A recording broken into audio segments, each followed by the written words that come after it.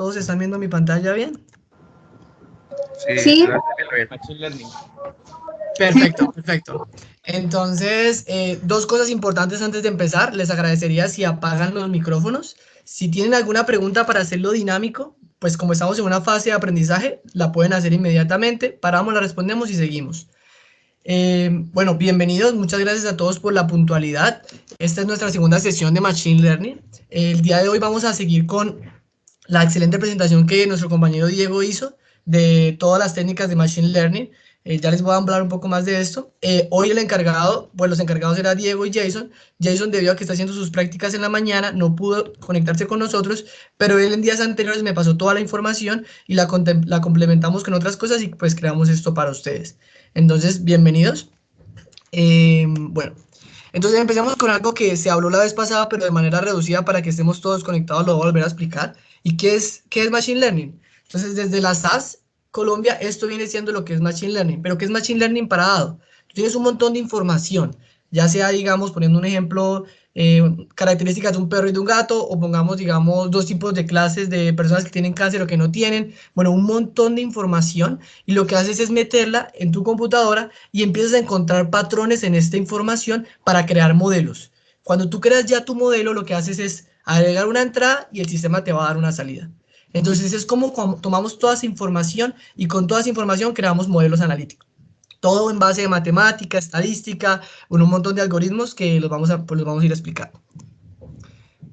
Entonces, ¿qué clases de algoritmos de Machine Learning hay? La reunión pasada, pues Diego nos habló de algoritmos de clasificación, de regresión, de clustering. Y el día de hoy les vamos a hablar de preprocesamiento y reducción de dimensionalidad.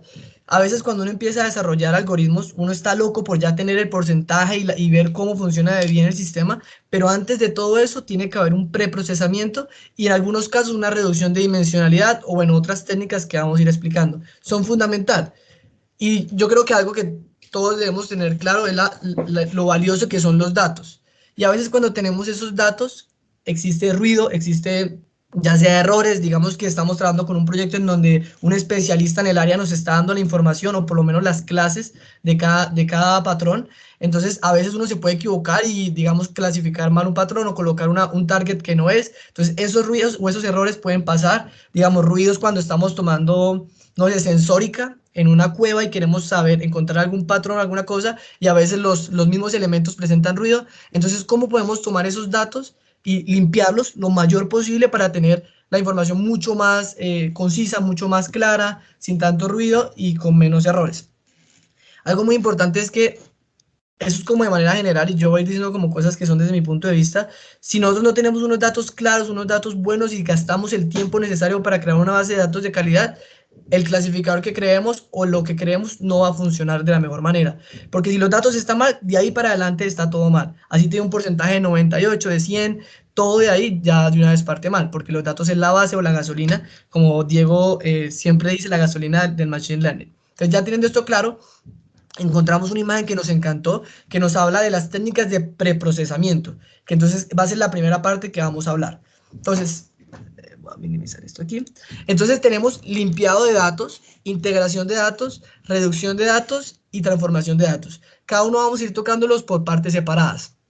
Entonces, a veces cuando nos dan una base de datos, y es el primer caso, tenemos que limpiar esa base de datos. Puede pasar que hayan datos faltantes, entonces, no sé, hay NaN en algunas columnas o, no sé, hay datos que están mal, entonces la gente los rellena con ceros. Entonces, ya desde el primer momento que nosotros metemos mano, o sea, escribimos nuestra base de datos o reemplazamos un valor, o sea, por escribirlo, ya de una vez estamos dañando todo el modelo. Entonces, tenemos que ser muy, muy cuidadosos con esas técnicas que vamos a utilizar para rellenar esos datos faltantes. O sea, algunas de las técnicas que encontramos era completar valores faltantes, que obviamente es un error si tú empiezas a llenar los datos por llenarlos. Otra es usar una constante global, entonces en cada valor de datos que está faltando lo que hacen es agregar el mismo número, pero igual sigue siendo un error. Otra técnica es usar el valor medio del atributo. Entonces, poniendo un ejemplo, estamos haciendo un clasificador en donde una variable es personas, es la edad de las personas. Entonces, tenemos personas entre 22 y 25 años y digamos que Juan no dio la información de su edad, pero sabemos que hay un promedio entre esas edades. Entonces, ¿cómo llenamos ese valor? Con ese valor medio de esa variable o de ese atributo. También las fórmulas como fórmulas bayesianas o árboles de decisión nos permiten llenar esa información. Y en algunos casos se decide también con eliminar esa variable que puede terminar siendo ruido en nuestro sistema. Lo importante es entender que llegar a coger la base de datos y meterla de una vez a un sistema de clasificación no es la manera correcta de hacerlo. Tiene que haber antes un análisis para pues, ver los datos faltantes. Cuando hablamos de ruido, pues como les dije, puede ser ruido ocasionado por sensórica, puede ser ruido ocasionado por que la señal, no sé, tenga unas variaciones por cualquier ente externo que esté pasando y pues que la información quede con ruido. Algunas de las técnicas que se han implementado con ruidos es método de cubas, que es muy similar, o Binning Method, que es muy similar lo que les hablaba ahorita de las edades. Entonces es como nosotros separamos y creamos como una especie de caja en donde podemos la señal, o en el caso de los datos, clasificarlos de una mejor manera. Otra es la clusterización. Bueno, pues nuestro compañero Diego nos habló un poco más general de eso, pero también se puede implementar para la limpieza, pues para hacer limpieza de datos. Otro es la inspección humana, que aunque representa un gasto mayor, siempre es fundamental cuando estemos generando cualquier proyecto, tener una especialista que conozca el tema. Si estoy trabajando con algo de medicina y yo no soy médico, pues necesito una persona que tenga mucha experiencia en medicina y me pueda ayudar mira, algo está pasando aquí, no, mira, eso es un error de eso, pues ya conocen los datos y pues nos pueden ayudar más en este proceso. Hacer una regresión, no sé, para suavizar los ajustes, pues a través de funciones de regresión también es una de las técnicas implementadas para eliminar ruido. Bueno, se me olvidó comentarles algo importante. Esta fase va a ser un poco como teórica. Luego vamos a mostrarles un ejemplo en donde se va a implementar para hacerlo más dinámico. Entonces, pues, importante tenerlo en claro. Lo importante o conclusión de esto es que la limpieza de datos es algo fundamental antes de pasar de una vez a meter los datos a un clasificador. Ahora, integración de datos. No sé si a alguien le ha pasado, y me gusta mucho la imagen de este niño, que a veces uno, no sé, les pongo un ejemplo que a mí me pasó. La cosa de las comas y los puntos. Entonces tenemos un software que me maneja comas y otro que me maneja puntos. Entonces cuando yo le agregaba el sistema con puntos, digamos un número que decía 3,55, yo no sé qué, el sistema ese punto me lo eliminaba. Entonces me quedaba un número súper grande y yo no encontraba el error. Y era eso. Cuando manejamos múltiples bases de datos, tenemos que ser muy cuidadosos en la forma que las integramos a un mismo lenguaje. Eso puede pasar con los símbolos, pero también puede pasar con el target. Digamos que estamos hablando, sigamos con este ejemplo que es muy sencillo de las edades. Puede que una base de datos diga edades y otra base de datos puede decir edades de personas de Colombia. Entonces tenemos dos targets diferentes para la misma variable, para la misma variable, y cuando los unimos no nos damos cuenta de ese detalle y me crea otra variable. Entonces me empieza a crear como un ruido ahí, como unas cosas que empiezan a fallar, y tenemos que ser muy cuidadosos cuando integramos los datos de diferentes bases de datos. Es como la parte de integración de datos. Listo, ahora pasamos por una parte de transformación de datos. Ahí hay un ejemplo de la normalización que en muchos casos es fundamental. ¿Cuándo hacemos normalización o cuándo se debería hacer normalización? La idea es que la inteligencia artificial y el machine learning es mucho de uno ir probando modelos, ir viendo cómo se comporta y no hay una fórmula específica para todo. Entonces, la normalización es recomendable utilizarla para variables que están muy desfasados. Entonces, si yo hablo, por ejemplo, de edad de personas y luego hablo de salario de personas, estamos hablando de casi 5 o 6 cifras más. Entonces cuando tú metes todo en un sistema, eso puede llegar a causar errores. La normalización se maneja con valores máximos de la base de datos real, o sea, un mínimo y un máximo, y los valores máximo y mínimo que yo quiero llegar a normalizar la señal. Se acostumbra a manejar de 0 a 1, pero o sea, la fórmula lo muestra para que pueda ser a su gusto. Que ustedes decidan si quieren trabajarlo de 0 a 1, que es lo recomendable, o los valores que ustedes deseen. Ustedes ponen su máximo y su mínimo. Esa es la fórmula básica de la normalización. Ahora, han pasado casos que te dan unas variables y es normal. Pasemos a otro caso del cáncer. Entonces, si estamos trabajando con una base de datos, que también es un ejemplo muy clásico cuando uno empieza a trabajar con Machine Learning, que te dice personas que tienen cáncer y personas que no tienen cáncer. Muy posiblemente las personas que no tienen cáncer van a ser menores que las que tienen cáncer. Entonces vas a tener una base de datos que dice personas de cáncer con 100 personas o 100 patrones. Y vas a tener otra clase con personas que no tienen, que no tienen cáncer, estas que tienen cáncer y que nada más son 20. Entonces, ¿cómo nosotros logramos balancear nuestro sistema para obtener un similar número de patrones? Entonces, aquí hay 90 personas que tienen cáncer, aquí hay 90 que no tienen clases. Estas técnicas, como les digo, lo interesante es que empecemos a analizar de que se pueden aplicar, las apliquemos y veremos cómo nos están dando los resultados. Puede que a veces balancear el sistema también no lo afecte. Entonces, aquí esta técnica se llama ADASIN, la trabajamos hace más o menos 1 año y medio, que consiste en él mira cuáles son el número de clases digamos, de clase 1 y el número de clases de clase 2. Y lo que hace es ver la diferencia entre ellas. Él lo hace por medio de las distancias y en las distancias coloca empieza a crear puntos que complementen la clase que tiene menor cantidad de patrones. Y así logra normalizar los datos, pero sin causar tampoco ruido. O sea, no es tampoco como, bueno, aquí hay 97, entonces yo llego y coloco 55 números más, para llenarla nada más y que queden iguales. Tampoco es llegar, y es algo fundamental que siempre me lo han recomendado, no es llegar a llenar los datos con tus manos, porque apenas tú tocas el sistema o una base de datos, ya estás ensuciándola. Entonces es muy importante que utilicemos técnicas como ADASIN, que nos permite crear esos puntos estratégicos en lugares que lo que hagan es no afectar las variables en general o los patrones en general.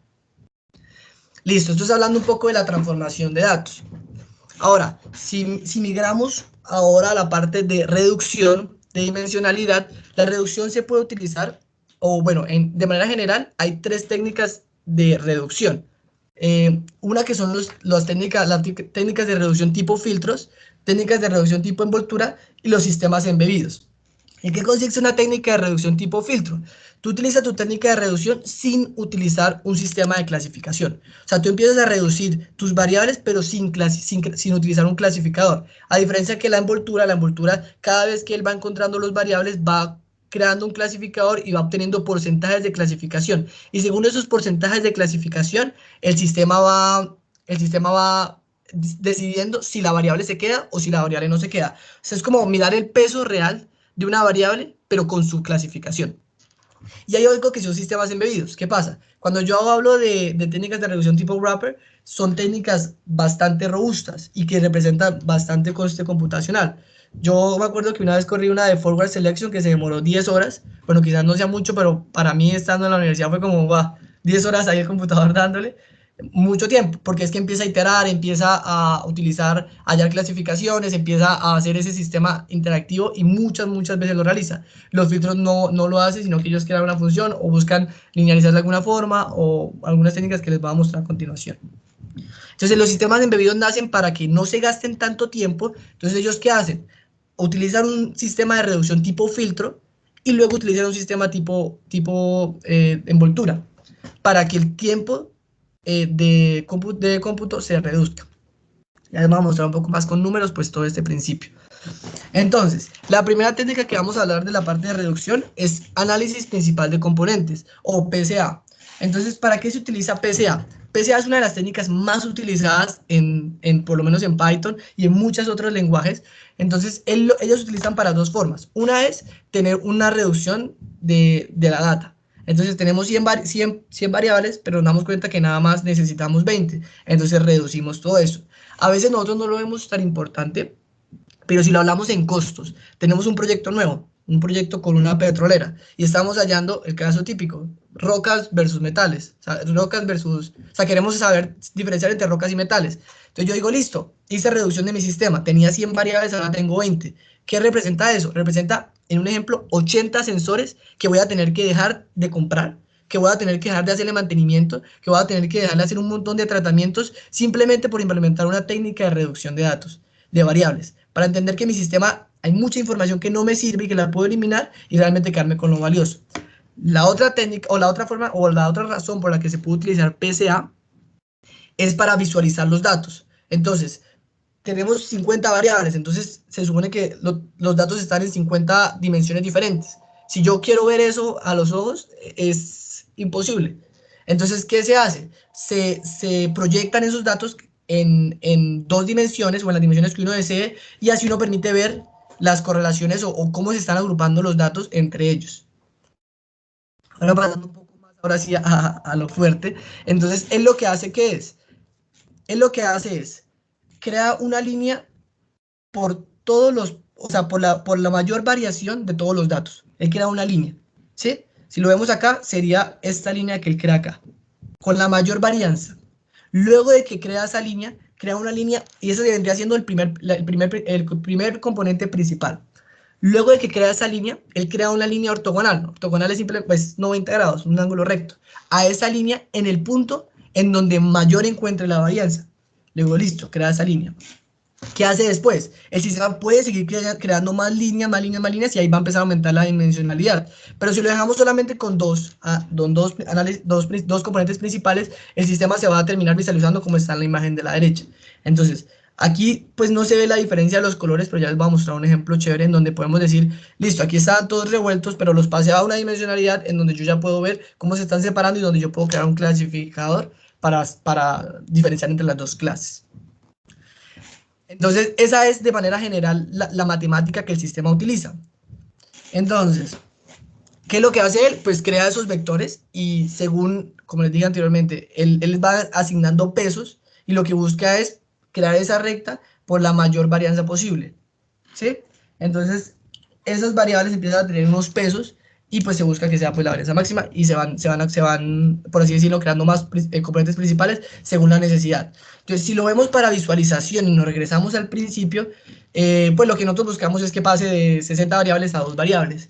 Si lo vemos en reducción, yo pasar de 60 variables a 2 variables, así nomás no es lo adecuado. Yo tengo que empezar a analizar cuáles porcentajes me está dando, o sea, con qué variables puedo obtener yo el mayor porcentaje de información de los datos, y así eliminar los datos basuras. Entonces, si lo vemos en un ejemplo, voy a minimizar aquí, un segundito, hasta aquí todo va claro, espero que sí, si el silencio es que está súper claro, que se aburrieron. No, está bien, está bien. Listo. Bien, Aaron. Ya no están viendo mi pantalla, ahora están viendo todo mi computador. Entonces, yo encontré un ejemplo, pues yo no quería meterme con código, pero me parece chévere que lo veamos como en un ejemplo. Obviamente no les voy a hablar línea a línea.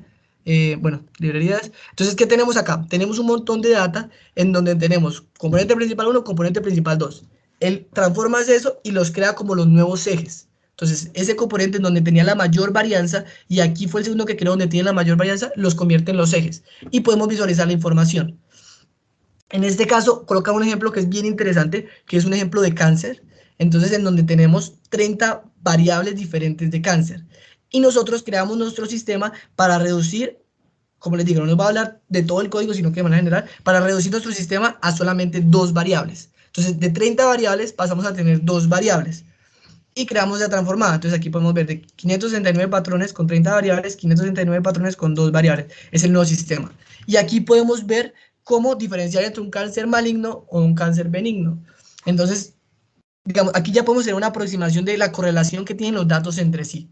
¿Sí? Yo no les digo que lo dejen con 2. La idea es nosotros empezar a utilizar técnicas para saber qué porcentaje o cuántos componentes principales debo tener yo, que en el ejemplo lo tengo como más claro esa parte, pero pues ya tenemos la visualización. ¿Qué hacen acá? Y aquí es algo que me devuelve un poco al preprocesamiento. Yo tengo los datos acá, pero si se dan cuenta, los datos no están escalados. Los datos no están normalizados, perdón. Los datos tienen, pues, por así decirlo, los rangos están como vienen en la base de datos. ¿Qué hacemos aquí? Un proceso de normalización o disminuir los límites, y aquí, en la imagen de aquí, ya se puede observar los datos normalizados, en este caso entre 1 y 2, bueno, aquí están normalizados, y se puede ver más cómo se correlacionan entre ellos, ¿sí? A diferencia de tenerlos acá. Entonces la normalización, y me gusta este ejemplo que coincidencialmente me agrega reducción y normalización, porque me permite ver cómo está ayudando la normalización al sistema de clasificación. Eso es de manera general. Entonces, volviendo otra vez a nuestra hermosa presentación, ¿alguna pregunta con PCA? No, genial, sigamos. Entonces, hay muchas técnicas, la verdad, y como ya nos comentó, la idea es de manera general hablar de ellas, y ya habrán reuniones en donde nos vamos a sentar a hablar de PCA, mejor dicho, a fondo, entendiendo cada cosa que tiene PCA, pero por ahora es de manera general.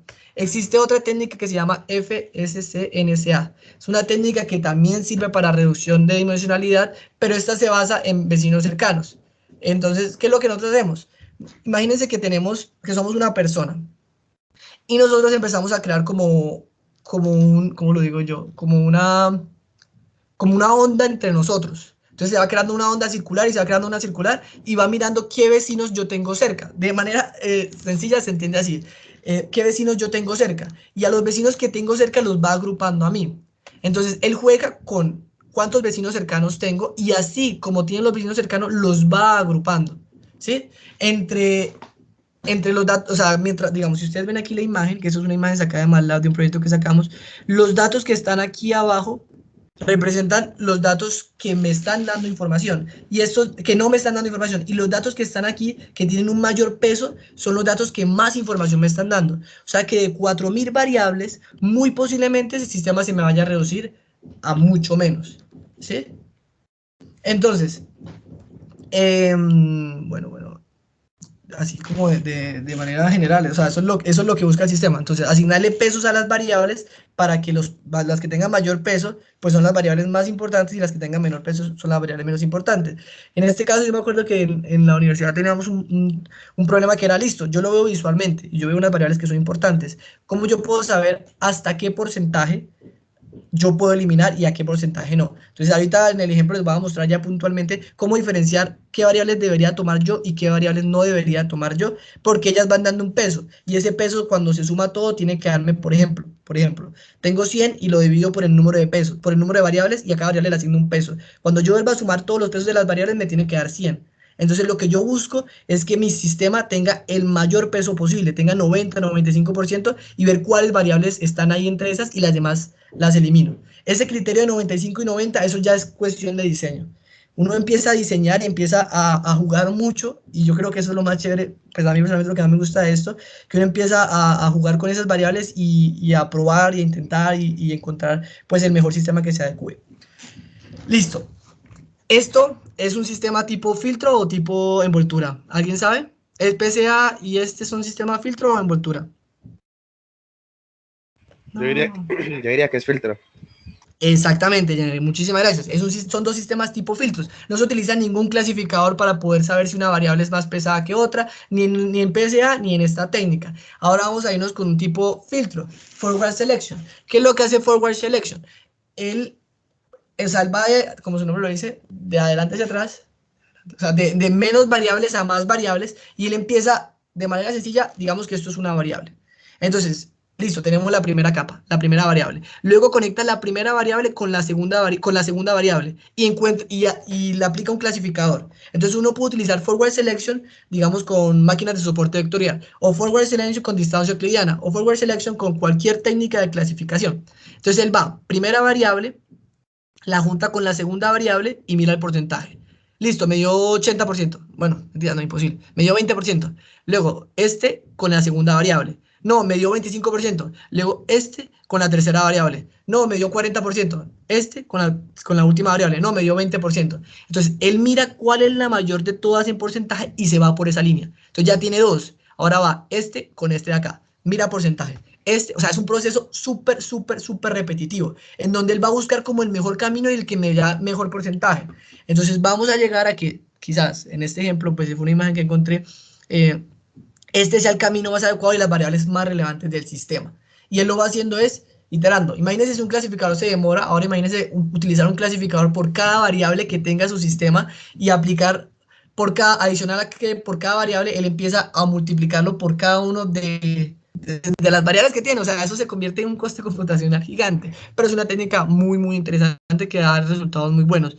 Entonces, si tenemos sistemas que son un poco más complejos, esta técnica se adecua muy bien. Ahora, ¿qué es el método híbrido? Es coger filtros y coger envolturas y unirlos. Entonces, si lo hablamos en lenguaje de lo que llevamos aquí trabajando, sería algo así como coger PCA, aplicarle PCA al sistema, me reduce los datos y luego le aplico el sistema Forward Selection. Entonces, cuando yo aplico el Forward Selection van a haber menos variables, entonces el sistema le va a ser más fácil terminar y el coste computacional va a bajar. Algo súper importante que es la maldición de la dimensionalidad. Yo tenía que hablar de eso fundamental, porque a veces no es solamente dejar los datos como los tenemos, sino que la reducción puede ayudar, pero también tenemos que ser muy cuidadosos con la reducción. Entonces se dice que el número óptimo de características no es el número mayor de características que tengamos, de características principales. Tenemos que encontrar ese momento en el que el sistema encontró su número óptimo y después va a empezar a decaer. Y ese número de características, que a veces creemos que entre más es mejor, no es cierto. Puede que entre más características le metamos, más sucio hacemos el sistema y menos porcentaje de clasificación obtenemos. Esto es llamado la maldición de la dimensionalidad. Me parece que es algo fundamental para tenerlo como concepto general. Quizás podemos hacer después un estudio más a fondo de maldición de dimensionalidad. Entonces, un plus especial. Aquí hablamos un poco de reducción, aquí hablamos un poco de preprocesamiento, pero algo que me parece fundamental es hablar de la estadística, que entraría un poco la parte de preprocesamiento. Entonces, ¿qué es la estadística? Es empezar a implementar, digamos, rango intercuartil, hallar la media, la desviación, máximos mínimos, la asimetría, kurtosis y demás informaciones que nos permiten sacar de nuestra base de datos. Entonces, no nos quedamos con un ejemplo, ahí te lo van a ver un ejemplo más chévere, no nos quedamos con simplemente una base de datos, sino que empezamos a utilizar minería para de esa base de datos sacar más variables, que nos permitan a nosotros diferenciar. A veces nosotros creamos nuestra base de datos y vemos que todo está súper correlacionado, o mejor dicho, súper complicado crear un clasificador, pero empezamos a utilizar estadística, empezamos a sacar, digamos, el boxplot, que ya lo voy a mostrar ahorita. Creo que está acá. No. Utilizar la media y vemos estos valores y creamos nuevas variables de la información que ya tenemos. ¿Sí? En eso consiste como tal esa minería que se puede hacer. Estos son básicos que se utilizan, pero ustedes pueden llegar a aplicar los que ustedes deseen. Incluso la transformada de Fourier entra a también ser una técnica muy interesante para agregar variables. Entonces, no solamente estamos reduciendo variables, y eso me parece interesante, sino que a veces podemos agregar variables, pero para que nuestro clasificador sea mejor. Y digamos, en el entrenamiento de la clase, en el taller de School of AI que nos dieron hace 2 semanas, se hablaba de que la base de datos que teníamos no eran los datos normales, sino que eran, digamos, la kurtosis, era la simetría de los datos, porque quizás esa información nos está dando más, tiene un mayor peso para diferenciar entre las variables. Hay algo muy chévere, como les digo, esto es un plus, esto no entraba en lo que teníamos, que se llama la transformada de Wavelet. La transformada de Wavelet, de manera sencilla, es descomponer la señal en diferentes coeficientes. Y aparte, tú puedes descomponer la señal a diferentes niveles de descomposición, a tu gusto. Pues a tu gusto no, según pues hay un número de descomposición óptimo para cada señal. Si lo vemos de manera sencilla, tú tienes 5 y deseas expresarlo en 3 y 2. Es el mismo 5, pero está descompuesto, no sé, en diferentes valores. Esto te permite a ti sacar más información de la variable. Lo vamos a ver ahorita en un ejemplo porque sé que esto es un poco teórico, entonces es chévere pasar a los ejemplos. Genial. Entonces, una base de datos básica, yo creo que muchos la han utilizado. Quisimos agregarla acá para darle un plus a la reunión, que es Sonar. Sonar es una base de datos que contiene 2 tipos de clases. Una clase que es rocas y otra clase que es metal.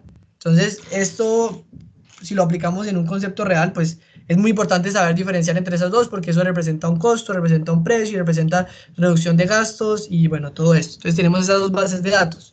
¿Qué es lo primero que hacemos? Según lo que estudiamos hoy, lo primero que sería analizar la base de datos. Entonces tenemos una base de datos que contiene nonce. Esto de una vez ya daña nuestro sistema. Si yo llego y meto esto a un clasificador, muy posiblemente me va a decir, contiene nonce, que yo no sé qué, no se puede, Entonces, ¿cómo nosotros empezamos a limpiar la base de datos? Esta base de datos era muy curiosa. Estaba dividida así. Aquí tenemos un 0. Aquí tenemos un 0 que creo que este lo agregué yo, si no estoy mal. Pero ¿cómo se dividen los datos? Aquí tenemos todas las variables. Estos son variables. Esto es un patrón. Entonces aquí tenemos 6 variables. Si lo bajamos aquí, son, bueno, 11 líneas. Tenemos todas estas variables. Pero esto es solamente un patrón. Y esta es la clase. Entonces, si es más 1, si es menos 1, es clase tal. Si es menos 1 y es más 1, es clase tal. Entonces, ¿cómo cogemos toda esta información y la convertimos en un solo patrón con 60 variables y con el target que me dice es una roca o es un metal? En este caso estamos hablando de entrenamiento supervisado. Creo que Diego mencionó, o bueno, no estoy muy seguro, de los 2 tipos de clasificaciones que se puede crear cuando nosotros conocemos, sí, Diego lo mencionó, cuando nosotros conocemos el target y cuando no lo conocemos y empezamos a crear un entrenamiento no supervisado. Entonces, en este caso tenemos un entrenamiento supervisado, un montón de variables que representan solamente un patrón y tenemos aquí la clase. Entonces, ¿cómo cogemos estos datos y los agrupamos acá para tenerlos de manera más sencilla? Y, bueno, en este caso con columnas y filas para diferenciar variables y patrones, ¿sí? Entonces, así ya organizamos nuestra base de datos y hicimos un análisis de preprocesamiento. ¿Qué nos terminó dando? Que tenemos un sonar contiene 208 datos, 60 variables y 2 clases. Clase metal, 111 datos y clase roca, 97 datos. Si yo les dijera que aplicáramos una técnica de balanceo de clases, como les había dicho ahorita, como a Dacin, podríamos probar a ver qué tal nos va. Muy posiblemente no hay tanta diferencia, yo no lo vería tan necesario, pero si digamos tuviéramos 11 datos acá y aquí tuviéramos 20 datos, yo creo que sería una buena opción para tomarla. Y ahí empieza uno a analizar si sube los datos oversampling o si prefiere bajar los datos a hacer un undersampling y dejarlos en la misma cantidad de variables. Si llego a confundirlos con algo, me dicen, yo les explico otra vez para que quede todo muy claro. Entonces aquí entra la separación de datos, manejamos un 70% de training y un 30% de test y dividimos los datos para poder pues empezar a crear la clasificación. Pero obviamente antes de eso tiene que ser una reducción. Entonces aquí van los estadísticos. El box plot me permite tener la media, desviación estándar, máximos y mínimos de nuestra señal. Aquí tenemos los box plots de la clase rock y la clase metal. Aquí si yo lo veo ahí, yo digo, bueno, pues no hay mucha información. Pero si yo lo superpongo, entonces ahora tengo, gracias a la estadística, una visión general o a la minería de cuáles variables me están dando información. No sé si a alguien le gustaría aportar, ¿cuál cree que es una variable que está dando información relevante para nuestro sistema? A ver si no los dormí. Espera que no alcanzo a ver bien. No se alcanza a ver bien. Es que lo noto un poco pixelado, pero creo que es por mi internet. Creo que la verde. No, o sea, bueno, de pronto no fui tan claro. Aquí tenemos roca y metal, ¿sí? ¿Qué hacemos acá? La superponemos. Y a la roca le damos un color y al metal le damos otro color. Entonces, así podemos saber, digamos, qué tan relacionadas están las variables. Digamos, si yo me voy aquí en este lado, yo veo que todo esto, o sea, está muy diferente a esta. Entonces, esta variable muy posiblemente vaya a ser relevante. Si la 36, si no estoy mal, algo así. La 36, correcto. Algo chévere es, listo, yo digo, y digamos, Jenner dice, hey, la 36, pero yo no puedo llegar a meter mano y eliminar esa variable, perdón, eliminar las otras variables, o digamos lo contrario, ¿cuál creen que no da información? Pues la 26 está totalmente superpuesta, la 27 también, quizás no nos están dando mucha información, pero yo manualmente, así lo esté viendo, no es recomendable que yo le meta mano a los datos porque los voy a empezar a ensuciar. Entonces yo dejo que mi sistema de reducción haga esa magia por mí. Entonces, en vez de yo meterle mana, lo voy tratando. Entonces, digamos, aquí eso nos permite entender un poco más de qué tan separadas o correlacionadas están las variables. O pues, el rango intercuartil, entonces, pues, los datos están entre unos valores, entonces en este caso tomamos un Q1 y un Q3, es más o menos el 50%, y es ver cómo, o el 75%, es cómo los datos están entre ese rango. Entonces, digamos, aquí yo diría que la variable más o menos 24, creo que era la misma que... Ay, nos está dando como una información que es diferente entre ellas. Si nos vamos a la simetría, pues, bueno, si es simétrica, pues si es positiva, entonces va hacia arriba, si es negativa, va hacia abajo. Bueno, mismo, aquí la idea de los estadísticos, no voy a entrar mucho en detalle porque sé que va a ser hablar de minería va a ser un taller, pero lo que quiero decirles es que los algoritmos de los estadísticos nos permiten tener una visualización de ver cómo están nuestros datos y adicional nos sirven para agregarlos como variables. La simetría, señor, sí, señor. ¿Eso en qué lo hiciste? ¿En Python Eso o en está, qué? no, esto está desarrollado para una clase de la universidad, se hizo en MATLAB. Ah, ¿las gráficas las hiciste en MATLAB? Sí, MATLAB es una herramienta, a mí me parece que es chévere, pero es muy educativa, ¿sí? Y aparte es un software costoso. Entonces, obviamente, si tú llegas a una empresa a decirte que te instale MATLAB para trabajar, no va a pasar. Pero MATLAB es muy didáctico para entender conceptos. Entonces, esto se desarrolló en MATLAB y sí. Pero bueno, esto igual o sea, al fin y al cabo, la mayoría de lenguajes buscan tener también, digamos, los estadísticos los tiene Python, los tiene el lenguaje R, los tiene cualquier lenguaje que utilicemos. Pero sí, estas son de MATLAB. Entonces aquí ya tenemos nuestros estadísticos. Aquí pues las 60 variables, los valores de la media y todo eso. Y es como nosotros, bueno, aquí está clase metal, clase roca, cómo nosotros aumentamos nuestra variable. Entonces, aquí se hizo el balanceo, ¿sí? En este caso teníamos 97 variables, 111. Se crearon 12 clases, por así decirlo. Aquí las alcanzamos a ver. Como por así decirlo, para complementar la clase de minoría que vendría siendo las rocas, si no estoy mal. Sí, las rocas. Entonces se creó ahí las variables para aumentar el número, para que queden como similares. Yo personalmente lo hice porque era parte del trabajo que se tenía que hacer, pero me sirvió para entender, ya les voy a mostrar la conclusión, de que en todos los casos no debe funcionar, pero pues de eso consiste la inteligencia artificial también, de ir probando las mejores técnicas para nuestro sistema. Entonces, ¿qué teníamos acá? Una base de datos con 60 variables. Venían con nuestro sistema. 60 variables, y no les voy a hablar de cada variable, pero teníamos 60 variables en rocas y metales y teníamos el target. Adicional a eso, gracias a la media, la desviación estándar, la varianza, el IQR y el skewness cortosis, agregamos 72 variables más a nuestro sistema. O sea que nuestra base de datos ya no son 60 variables, ya son 100, bueno, ese número que vaya a dar. Y adicional, hicimos una descomposición, 4 niveles de descomposición con una desarrolladora de los transformados de Wavelet que se llama Ingrid Daubechis. Ella, como les digo, no voy a entrar en la matemática de Wavelet, es bien interesante, los que les guste se la pueden leer. Permitió agregar Por 70 favor, variables. me lo puedes pasar de algún lado Claro después que sí. para leer. Yo les voy a mandar esta presentación y les voy a mandar unos links de artículos sobre Wavelet, pues ya que lo dices, y si quieren otros temas me van diciendo. Dale, Entonces, muchas gracias. es muy, muy interesante cuando se trabaja con señales. Entonces, ahí se hizo 4 niveles de descomposición y se agregó 70 variables adicionales. O sea que ya no tenemos 60 variables, sino que tenemos 140, 100, bueno, tengo que hacer esas sumas. 100, o 202 creo que es. 70 más 2, 142. Sí, 202 variables. Entonces, ¿cómo aumentamos nuestra base de datos? Yo no les digo que yo voy a meter todo eso al clasificador porque así como disminuir variables ayuda a reducir tiempo computacional, pues aumentar variables hace lo contrario. Aumenta el coste computacional. Pero al menos ya tengo una base de datos grande que se le hizo minería. Entonces, empezamos a hacer la primera reducción. Hicimos reducción con PCA y aplicamos un clasificador de máquinas de soporte vectorial. ¿Qué pasó? De tener 202 variables, pasamos a tener 10 variables. ¿Sí? Entonces, MATLAB hace esta gráfica en la cual ella me va diciendo o sea, el porcentaje, digamos en este caso más o menos 35%, que me da tener solamente una variable. Luego, el porcentaje que me da tener 2 variables, 3 variables. La idea es que nosotros, digamos, no, con el 95% de la información, un ejemplo, eso ya es criterio de cada diseñador, considero que está la información más relevante del sistema. Entonces, yo considero que con los 6 valores principales ya tengo gran porcentaje de la información de nuestra base de datos. En este caso, nosotros sumamos 10 variables, considerando que era lo que nos daba el 90, es que no lo escribí por acá, el 90 y algo porcentaje de información de los datos, ¿sí? Adicional, pues aplicamos la clasificación de máquinas de soporte vectorial, pues eso no entró mucho pues, a hablar mucho de eso. El tiempo fueron 23 segundos, eso fue rapidito.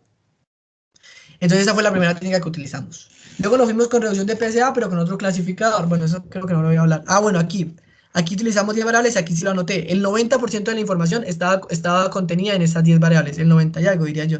Estaba contenida en esas 10 variables. Entonces, en solamente 10 variables, después de pasar de 202, solo 10% de las 90%, perdón, 10 variables me dan el 90% de toda la información. Entonces, es como nosotros reducimos tiempo de cómputo y reducimos gastos haciendo la reducción de dimensionalidad. Ese es el mensaje más claro que yo quiero que quede en esta reunión, es reducción de dimensionalidad nos permite reducir costos también, en todos los aspectos. Luego lo vimos con FCSNA, en donde aquí tendríamos los valores más relevantes, ¿sí? En este caso se redujo de 202 a 24 variables. Me dan un poco más, el clasificador pues aumentó, pero eso ya, el clasificador a veces también puede aumentar, es por la técnica que estoy utilizando, en este caso de máquinas de soporte vectorial. Este era un problema relativamente sencillo, pero yo puedo utilizar algoritmos más complicados, redes neuronales, o irme con, no sé, con otras técnicas, o incluso más sencillos como distancia euclidiana o demás. Bueno, ¿cómo saber cuál lambda es el óptimo? Pues esto no quería entrar en detalle, pero pues cuando el sistema empieza a estar plano, o sea, por así decirlo, no empieza a ver la barrera, significa que ahí es el máximo, es el lambda indicado para utilizar en ese sistema. Y ese lambda me permite a mí, por así decirlo, filtrar cuáles variables son las relevantes para el sistema. Entonces yo hallo un lambda en el cual me dice, no, el lambda es 0,0 algo. Entonces, yo como con ese lambda, digo, listo, las variables que pasen por ese lambda entran a ser relevantes para nuestro sistema y las demás, quítemelas. Listo. Y ahora reducción con forward, perdón, Sí, reducción de dimensionalidad con forward selection. Y esto es la que yo les contaba. Fueron 10 horas y 41 minutos procesando esto. Y ahí yo miraba, yo decía, oiga, ¿será que el computador sigue haciéndolo? Y me tocaba entrar ahí al administrador de tareas y mirar, sí, sí, sí está procesando, sí se está moviendo.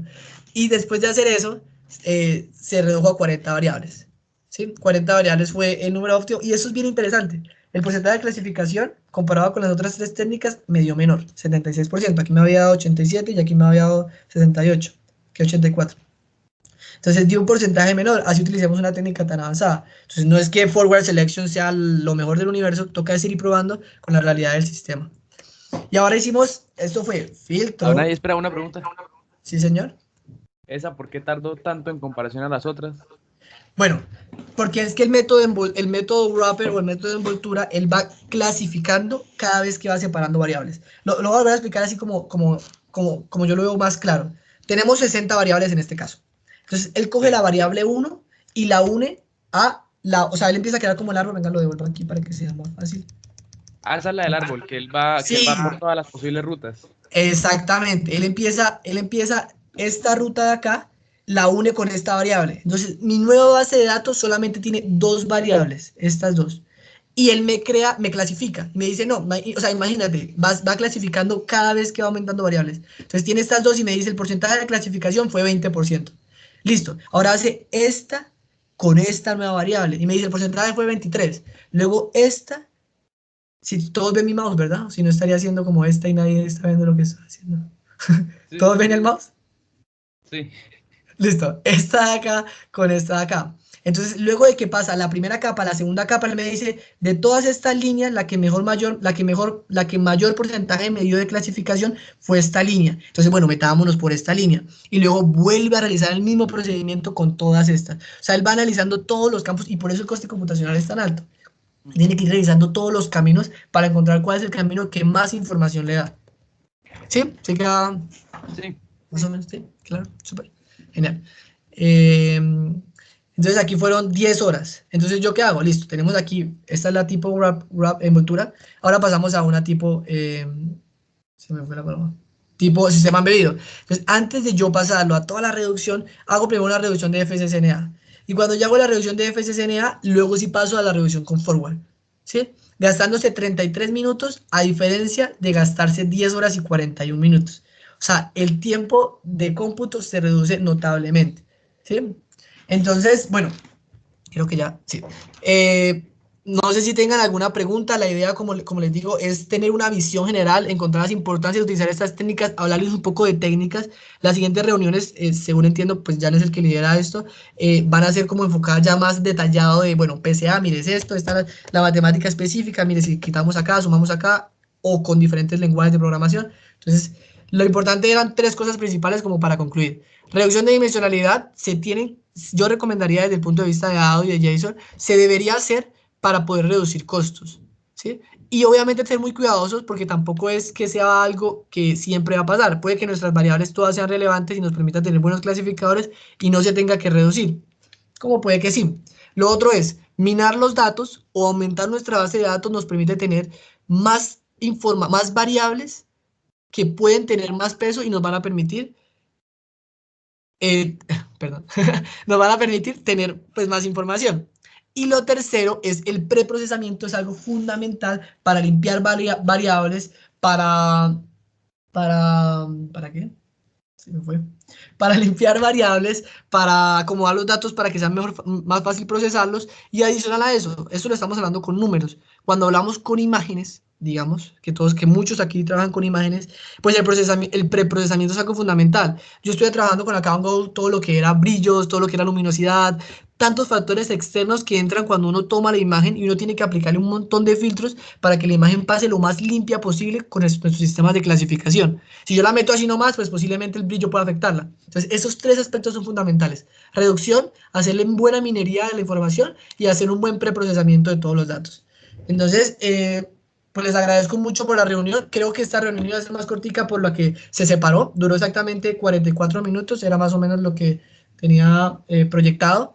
Si tienen alguna pregunta, pues nos quedan 10 minutos de preguntas. O si no tienen nada de preguntas, pues son dos opciones que expliqué muy bien o que no entendieron nada y también está bien. Igual les voy a pasar la información, ¿vale? Pues yo creo, pues para mí quedó claro. Me gustaría leer pues ya lo que te dije, lo de los artículos y Lo de eso, Padlet. Sí, pero pues estuvo muy bien, en serio, gracias, David. vale.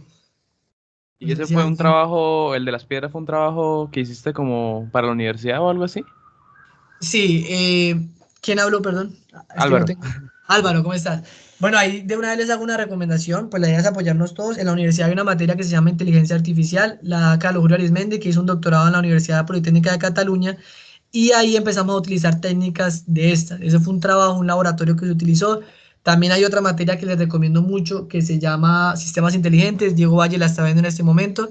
Esa se mete más por la parte de, también de minería, pero más por sistemas de clasificación.